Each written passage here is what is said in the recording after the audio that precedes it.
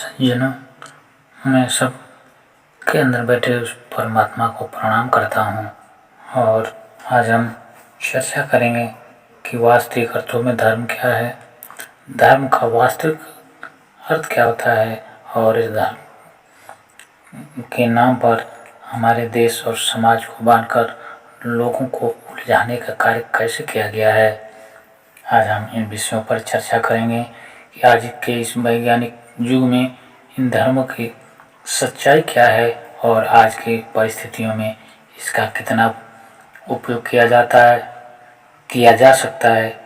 मित्रों, मैं बताना चाहता हूँ कि जो समाज को चलाने के लिए एक जो नई व्यवस्था बनाई गई थी, जिससे समाज के सभी लोग अनुशासन में रहें और एक दूसरे के सुख दुख का ध्यान रखते हुए एक दूसरे के दुख दर्दों का ख्याल रखते हुए इस व्यवस्था को चलाने के लिए बनाया गया। लेकिन कालांतर में जैसे जैसे समय परिवर्तित हुआ, लोगों ने इसे अपने स्वार्थों के अनुरूप तोड़ मरोड़ कर इस कदर पेश किया कि आदमी उसमें पूरी तरह से उलझ कर रह गया और फिर इससे बाहर निकलने का साहस नहीं जुटा पाया। लेकिन आज परिस्थितियां बदल गई हैं, आज लोगों के अंदर साक्षरता प्रतिशत बढ़ा है, आज लोगों की मानसिकता बढ़ी है, लेकिन हम इन उलझावों से निकल नहीं पाए हैं। मैं अपनी बात एक कहानी के माध्यम से शुरू करना चाहता हूँ, शायद यह बात समझ में आ जाए और आपके आंखों पर पड़े पर्दे शायद हट जाएं। एक बादशाह जो विश्व विजय करके निकला था और दुनिया के तमाम देशों को पराजित करते हुए तमाम धन संपदाएं जो भी ला सकता था लाकर अपने महल को सजा रखा था। एक तरह से कहा जाए तो दुनिया की सारी कीमती चीज़ें उसके दरबार में थीं। एक दिन एक फकीर वह महल घूमने आया, उसने उस बादशाह से इजाज़त लेकर के पूरा महल घूमा। सारा घूमने के बाद जब बादशाह ने पूछा कि बताइए सब कुछ मेरे पास है या नहीं, उस बादशाह ने कहा आपके पास सब कुछ है लेकिन एक चीज़ का अभाव है। उस बादशाह के भाव में तंगेज ने कहा कि मैंने सारी दुनिया को जीता है और जितनी भी कीमती चीज़ हैं सारी चीज़ें लाकर मैंने अपने दरबार को सजाया है। उस फकीर ने कहा महाराज, बेशक आपने सारी कीमती चीज़ों को ला करके अपने दरबार में इकट्ठा किया है, लेकिन एक चीज़ ऐसा भी है जो आपके यहाँ नहीं है। बादशाह ने बड़े आश्चर्य से पूछा बताइए वो क्या चीज़ है। उसने कहा कि आपके दरबार में देवताओं का वस्त्र नहीं है। उस बादशाह ने क्या बेवकूफ़ बनाते हो, कई देवताओं का वस्त्र होता है। उस फकीर ने कहा जी हाँ बिल्कुल होता है। उसने कहा क्या तुम ला सकते हो। उस फकीर ने कहा बिल्कुल ला सकता हूँ, लेकिन इसके लिए 6 महीने का समय लगेगा और जो भी साधन जो भी सामान मांगूंगा वो आपको देना होगा। बादशाह था वह सब कुछ देने के लिए तैयार हो गया, लेकिन उसने शर्त लगाई कि अगर तुम ये सारा कुछ लेकर के यहाँ से फरार हो गए तो उसने कहा कि महाराज मैं कहीं जाने वाला नहीं, मैं आपके दरबार में ही रहूँगा। आप मुझे कमरा दे दीजिए और उस कमरे में जो भी खाने पीने की चीज़ें मांगूंगा सारी चीज़ें आप देते रहिए और चारों तरफ से आप अपने सैनिकों को लगा दें, सैनिकों से बच करके मैं कहाँ जाऊँगा। और बादशाह तैयार हो गया। 6 महीने तक उसने जो कुछ मांगा, जो भी सुविधाएं मांगा, सारी सुविधाएं दी गई और उसके कमरे के चारों तरफ सैनिकों का कड़ा पहरा लगा दिया गया। धीरे धीरे समय बीतता गया और वह 6 महीने का समय पूरा हो गया। 6 महीना पूरा होने के एक दिन पहले उस फकीर ने उस बादशाह को संदेश भेजा कि महाराज कल मैं वह वस्त्र लेकर के आऊँगा, लेकिन चलते समय एक देवताओं ने एक शर्त रखी थी कि यह वस्त्र पूरे देश के जनता के सामने खोला जाएगा, क्योंकि यह दुनिया में पहली बार जा रहा है। बादशाह ने पूरे देश में ऐलान कर दिया। नगर के सभी नागरिकों को एक बड़े मैदान में इकट्ठा किया गया और अगले दिन पूरा मैदान को सजा करके वहाँ पर सारी व्यवस्था की गई। बादशाह अपने वजीरों के साथ ऊंचे सिंहासन पर बैठा। समय हुआ और वह फकीर एक लकड़ी का बक्सा लेकर के पहुंचा। देखते ही उसकी जय जयकार होने लगी। ने कहा महाराज मैं एक चीज बता देना चाहता हूँ जो चलते समय देवताओं ने मुझसे कहा था। देवताओं ने कहा था कि यह वस्त्र जो दिव्य वस्त्र है यह दुनिया में पहली बार जा रहा है। आज के पहले किसी ने भी इसे नहीं देखा है। तो शर्त यह है कि यह वस्त्र उन्हीं लोगों को दिखाई देगा जो अपने असली माँ बाप के संतान होंगे। अगर उनके जन्म में थोड़ी भी मिलावट होगी तो यह वस्त्र उन्हें दिखाई नहीं देगा। यह बात उसने बार बार कही और इस तरह से कहा कि यह बात सबके दिमाग में घुस जाए। फिर उसके जय जयकार उसने कहा कि महाराज आप अपनी टोपी उतारिए। उस बादशाह ने अपनी टोपी उतारी। फिर उसने उस फकीर ने लकड़ी का बक्सा खोला और उसमें से खाली हाथ निकाला। सबको दिखा, भीड़ में उपस्थित सारे लोगों को दिखाई दे रहा था कि उस फकीर के हाथ में कुछ भी नहीं है। लेकिन यह जो सवाल उसने रखा, यह जो शर्त रखा था कि यह वस्त्र उन्हीं को दिखाई देगा जो अपने असली माँ बाप के संतान होंगे। यह सब कुछ देखते हुए भीड़ में उपस्थित सारे लोग जय जयकार करने लगे। वाह, कितना चमकीला वस्त्र है, कितना दिव्य वस्त्र है।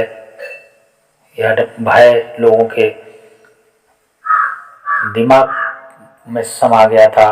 कितने लोग जय जयकार कर रहे हैं तो जरूर उन्हें दिखाई देता होगा। भीड़ में उपस्थित हर आदमी यही कोशिश कर रहा था कि इतने सारे लोग अगर जय जयकार कर रहे हैं तो निश्चित सब लोगों को दिखाई दे रहा, मुझे नहीं दिखाई दे रहा।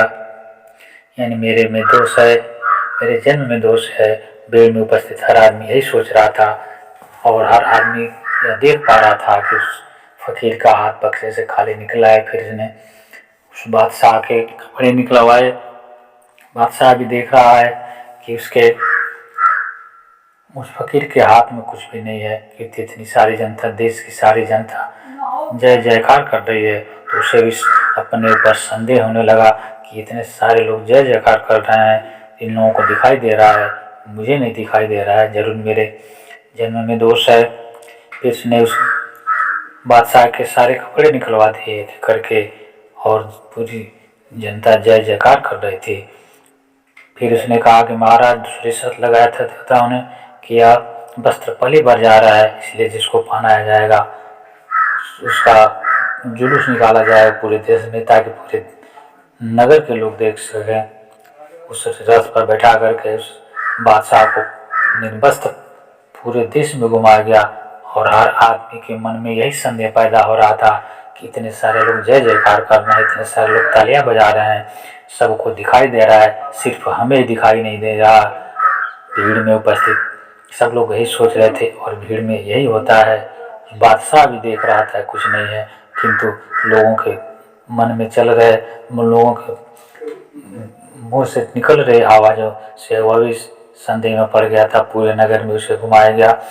कुछ लोग छोटे छोटे बच्चों को लेकर के गए थे। कुछ पत्नियों ने जबरन उन बच्चों को दे दिया था।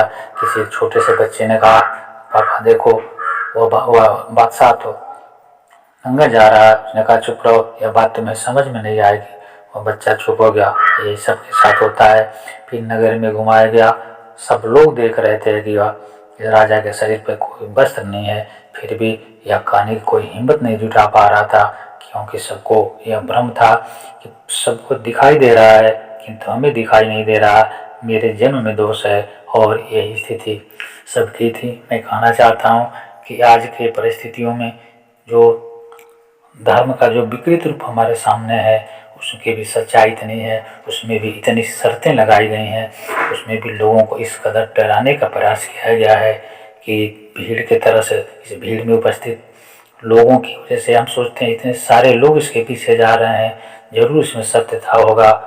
इतने सारे लोग एक साथ गलत नहीं हो सकते। और यही हमारी सबसे बड़ी कमी होती है, सबसे बड़ा दोष हमारा होता है कि हम जिस रास्ते से भीड़ जाती है हम उसे सही रास्ता मान लेते हैं और कभी भी उसकी सच्चाई को जानने का प्रयास नहीं करते।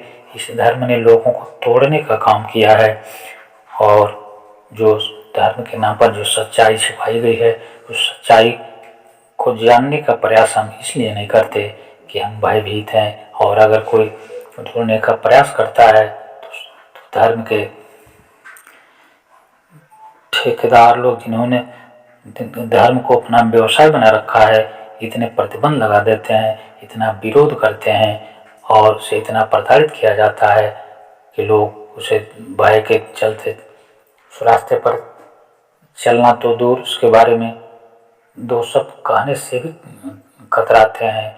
और यही कारण है कि आज हम धर्म के नाम पर पाखंडों के पीछे भाग रहे हैं, धर्म के नाम पर अंधविश्वास के पीछे भाग रहे हैं। हमें विश्वास नहीं है, फिर भी हम इसलिए उसको कर रहे हैं क्योंकि इतने सारे लोग कर रहे हैं। अगर हम इसके नहीं करते तो हम समाज में हमारा विरोध होगा, और यह भय हमारे मन में इतने गहरे बैठा हुआ है कि हम इसकी सच्चाई को जानने का या तो प्रयास नहीं करते, या अगर हम जानते भी हैं तो भय के कारण हम इसके विरोध में कुछ कहने की हिम्मत नहीं जुटा पाते। मित्रों, समय आ गया है कि आज हम इस पाखंड और इस विश्वास को वैज्ञानिकता के धरातल पर वैज्ञानिक विश्लेषण करके इसकी सच्चाई को जान करके हम उसे अपने जीवन में लाएं, और लोगों के बीच जो दूरियां बढ़ती हैं, दूरियों को समाप्त करके हम एक अच्छे देश, समाज और देश का निर्माण करें, जहाँ पर हर आदमी में प्रेम और विश्वास हो। मित्रों, अगर ये वीडियो पसंद आए तो आप मेरी वीडियो को लाइक करें, विद्रोही चैनल को सब्सक्राइब करें। मिलते हैं अगले वीडियो में, तब तक के लिए नमस्कार, जय हिंद, जय भारत, वंदे मातरम।